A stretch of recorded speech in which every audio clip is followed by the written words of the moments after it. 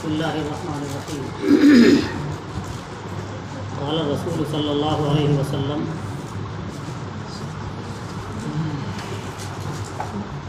सल्लू खम्सकुम वसूमू शहरकुम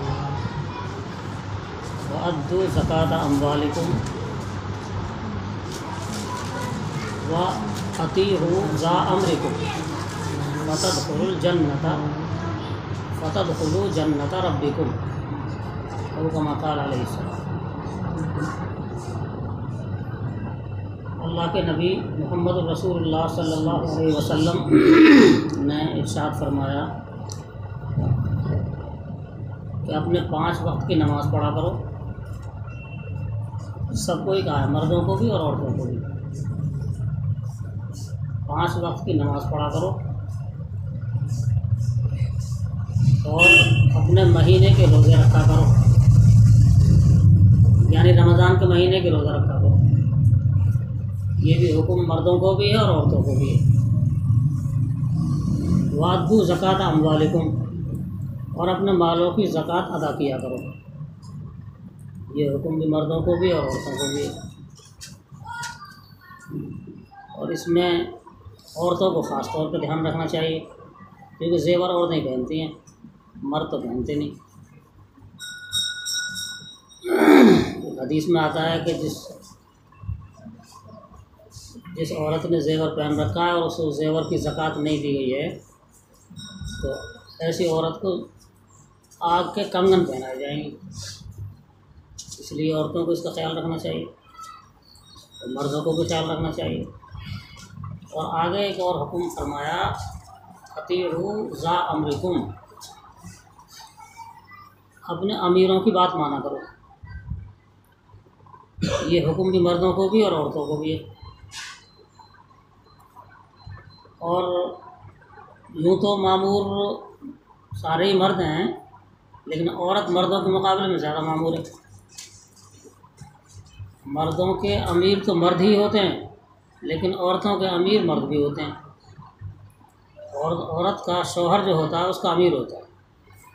तो फरमाया अतीहू ज़ा अम्रिकुम, अपने अमीरों की बात माना करो, जिसमें शौहर दिया जाता है कि अपने शौहर की इताअत किया करो। इन 4 कामों को करने का जो नतीजा है वो फरमाया आप अलैहिस्सलाम ने, फ़तदखुलू जन्नत रब्बिकुम, तो तुम अपने रब की जन्नत में दाखिल हो जाओ। ये अल्लाह के नबी सल्लल्लाहु अलैहि वसल्लम की एक हदीस सुनाई है मैंने। 5 वक्त की नमाज़ों का एहतमाम करना, रमज़ान के महीने के रोज़े रखना और अपने मालों की हिसाब लगाकर ज़कात देना और अपने अमीरों की बात मानना और इताअत करना, इन 4 कामों का फ़ायदा जन्नत में दाखिल है। एक बात और अर्ज़ कर दूँ, ये जो औरत है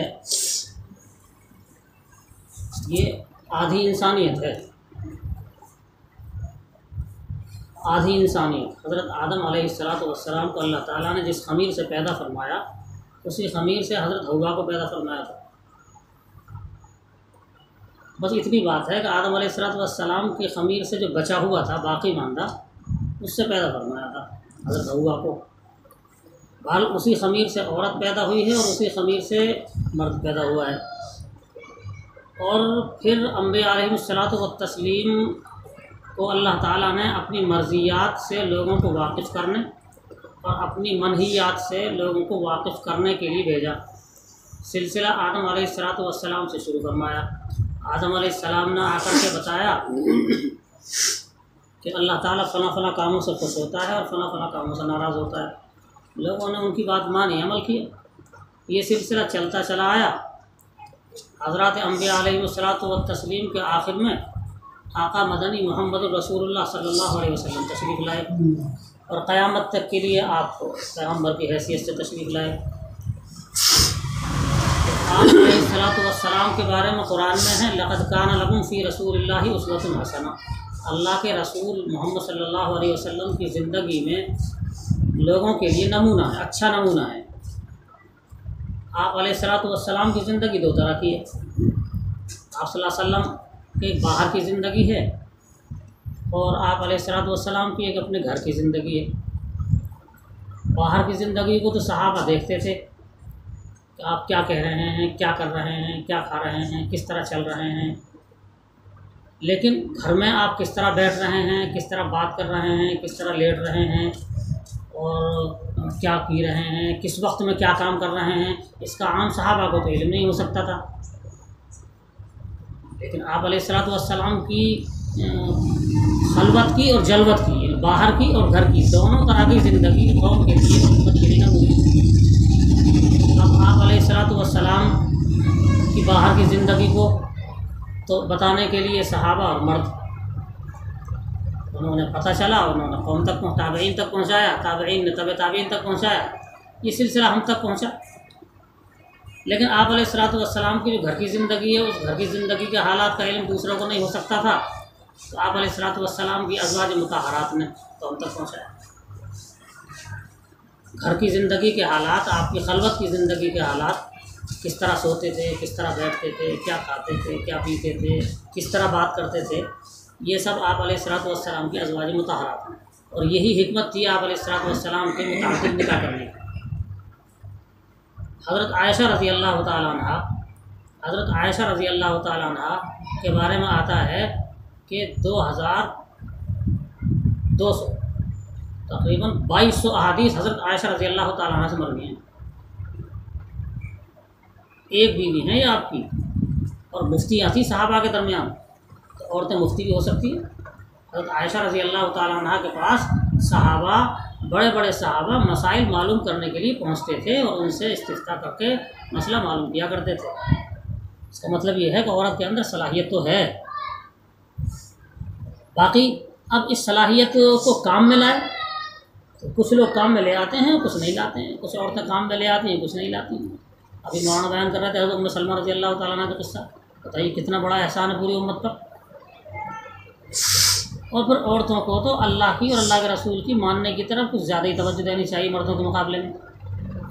उसकी एक वजह बज़ाहिर मेरे समझ में आ रही है कि अल्लाह ताला ने औरतों के साथ तो खुसूसी मामला फरमाया,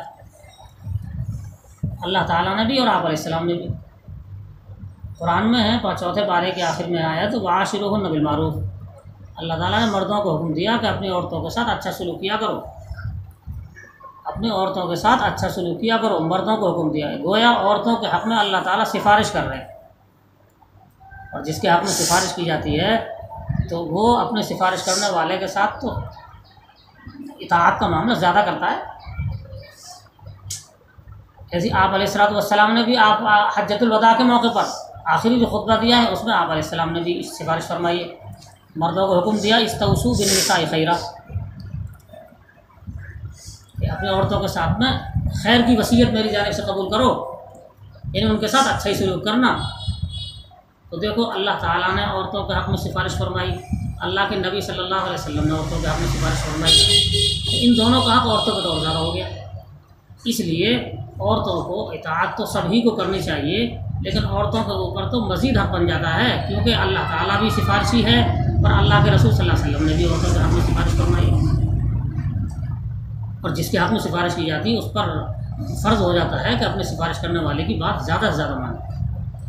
एक आयत और मेरे जहन में आ गई, कुरान में आयत है वला तक़तुलू औलादकुम मिन इमलाक़। अल्लाह ताला ने फरमाया मर्दों को भी हुक्म है, औरतों को भी है कि अपने बच्चों को मुफलिसी की वजह से कत्ल मत करो। अपने बच्चों के कत्ल करने को मना फरमाया। जाहिलियत के ज़माने में कत्ल करने के मुख्तलिफ़ तरीक़े थे, लेकिन आज के ज़माने में भी बहुत से तरीक़े हैं और अपनी औलाद को कत्ल करने के। पेट में बच्चा होता है तो हमिल को साक़ित करा देती है, ये कत्ल नफ्सी है। बल ये बात मुझे बतानी नहीं थी, आगे बात मुझे ये बतानी है कि मुफस्सिरीन ने लिखा है कि कत्ल नफ्स में इंसान जो है 2 चीज़ों का मजमूआ है, एक जिस्म है और एक रूह है। एक जिस्म है और एक रूह है।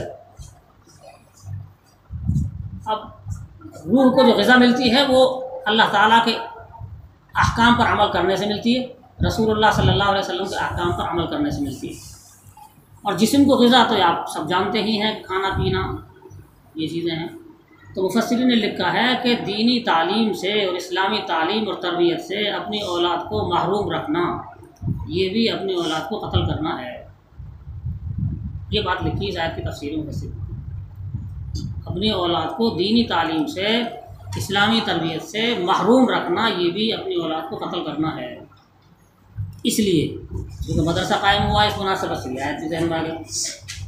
तो इसमें औरतों की तालीम और तरबियत का ख़ास निज़ाम रखा गया है। इस तरफ औरतों को तवज्जो देने की ज़रूरत है और अपने औलाद की तरबियत करने और इस्लामी तरबियत से आरास्ता करने की फ़िक्र की ज़रूरत है। लेकिन औरतें मर्दों से बाहर तो नहीं जाएंगी और मर्द भी उस तरफ तवज्जो दें। और तरबियत में फ़ुक़हा ने लिखा है कि 7 साल तक का जो ज़माना है, 7 साल तक का, 7 साल तक का ज़माना तरबियत की ज़िम्मेदारी इस ज़माने में तो सिर्फ औरत ही की, माँ की होती है। बाप की तरबियत की ज़िम्मेदारी तो आगे आती है 7 के बाद। 7 से पहले तो औरत ही, माँ ही बच्चे की तरबियत करेगी। 4 साल का, 3 साल का, 5 साल का। अब बच्चा रो रहा है, उसको चुप करने के लिए झूठ बोल देती है। हमारे यहाँ तो कह देते हैं कि साहब हव आ रहा है, तो बचपन से उसको झूठ बोलना सिखा रहे हैं। तो ऐसी बात कहनी नहीं, डराना ही है उसे, तो कम से कम ये कहना चाहिए अल्लाह मारे, इस तरह के अल्फाज कहने चाहिए, कि झूठ नहीं बोलना चाहिए। बहरहाल औरत की ज़िम्मेदारी ज़्यादा है, इसलिए अपने बच्चों की तरबियत की फ़िक्र करनी चाहिए। और ये मदरसा है, इस मदरसे का क़याम हुआ है, इसको गनीमत समझना चाहिए। इसमें मुझे बताया मौलाना ने कि ये यहाँ के जो आइम्मा हज़रात हैं और कुछ और ज़ी-शुऊर लोग हैं वो इसमें हिस्सा ले रहे हैं। बहुत काबिल मुबारकबाद हैं ये हज़रात। इनके हक़ में भी एक आप अलैहिस्सलाम को एक जुमला याद आया मुझे।